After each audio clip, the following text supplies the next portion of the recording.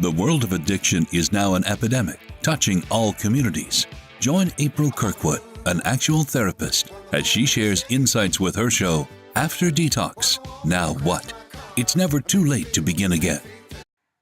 Hi, welcome to After Detox, Now What? My name is April Kirkwood. Today we're talking about how you communicate with an addict, whether they are going into detox, have been there circling the whole system, or this is a first attempt, or they're out of detox and they still have a very long road to go. We're talking about talking to your addict, whether it's a husband, a wife, a child, a life partner, sister, brother. It gets very, very, very specific on what is the positive thing to say to them, what is the right thing, what's going to make a difference, what is going to help them and not hurt them. Before we do, let's take 3 deep cleansing breaths in. Just relaxing, letting go all that no longer works for us.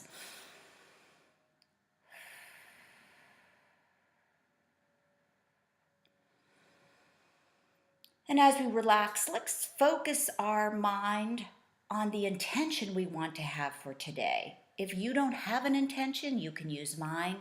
My intention today is to more effectively use my words to help everyone I meet, especially those closest to me and those who may be going through some difficult times. And so it is, amen. Talking about how the hell do you talk to someone who's an addict? Well, first of all, don't ask them questions. I'm going to give you 5 simple things you can do. When you ask an addict questions, you're doing nothing more than setting yourself up for an argument and for lies. Usually, if they had the answers, they wouldn't have to be talking to you about them. Believe me, they know how bad their life is. They know that you are hurting them. Things like, why are you doing this to me? Can't you see you're killing me? You have so much potential. Is this what you want to do with the rest of your life?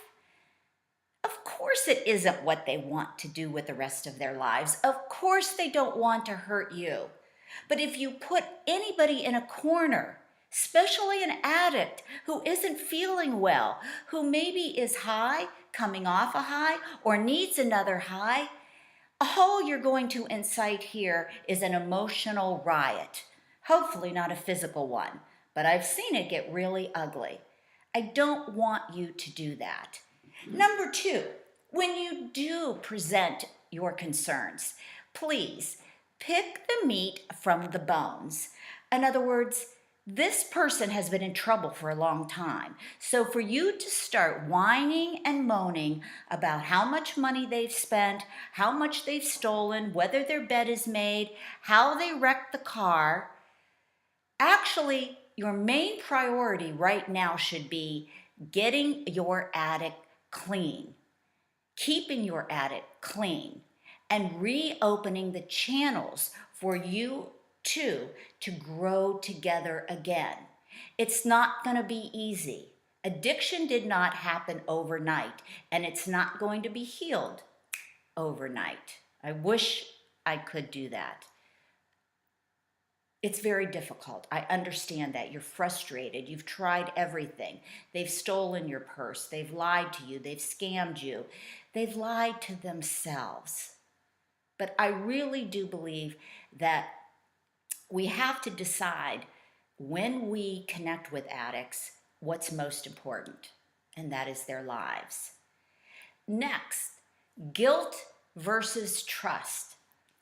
Guilting them into behave and doing what you want is not going to work. You've been doing that. You know what the definition of insanity is? Doing the same thing over and over again and expecting different results. I want you to be able to recreate a new foundation, a foundation where there is trust. Trust only comes when a person feels that they can be themselves with you. The dark spots, the ugly spots, the parts of themselves that they are humiliated with. Addicts know, all souls know, they are in trouble. You don't have to tell them that. Next, I want you to become educated. That addict is not the little boy you knew in third and fourth grade. It's not the woman that you married the day at the altar.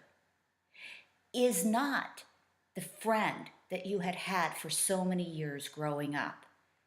When somebody becomes addicted to drugs, their brain chemistry actually changes. They are in need of physical gratification, and it no longer comes from a warm handshake, a pat on the back, a positive explanation of how much you love them or care for them. It comes from getting the next fix. So guilting them into it is not going to work. Trusting them is allowing them a space to be who they are: broken, upset, discouraged, depressed, and oftentimes feeling that life is hopeless. I need you to find a support system, whether it's the 12-step program, any programs out there, your church, your synagogue, your family. I need you to take care of yourself. 2 broken arms will not let anyone sit comfortably on a chair. You have to get strong. You have to get bold. And you have to get what is next is what I call drawing the line in the sand. Drawing the line in the sand. Creating boundaries.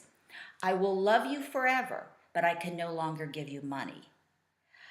I want you to get well. I'm here for you, but I will no longer accept your physical or mental abuse to who I am and what I need.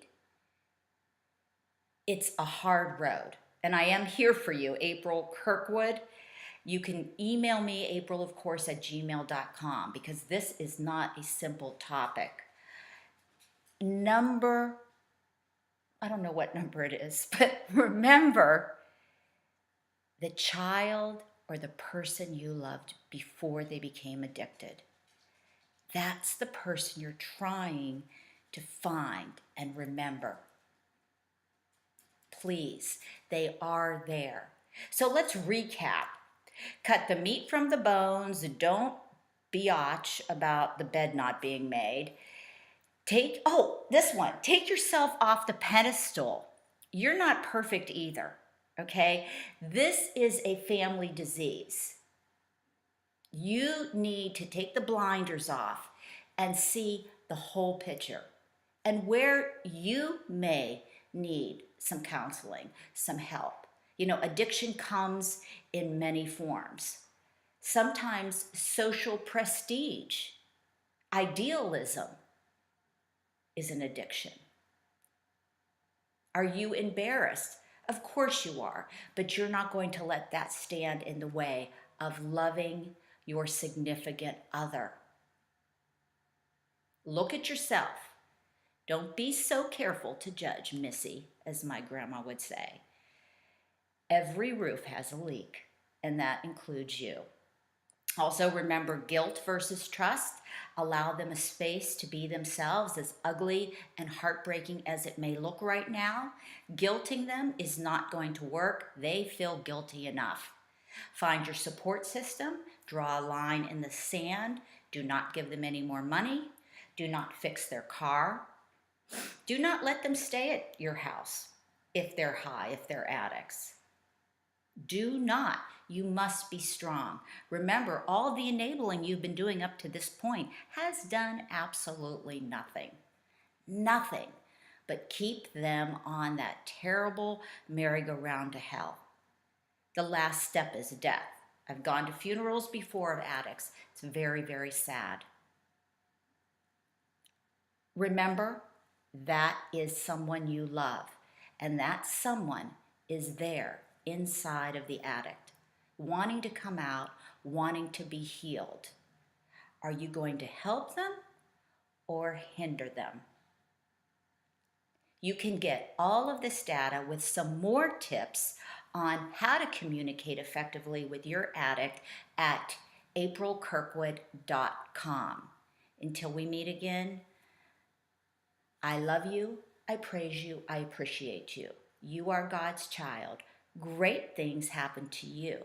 Nothing can stop it. And so it is. Namaste.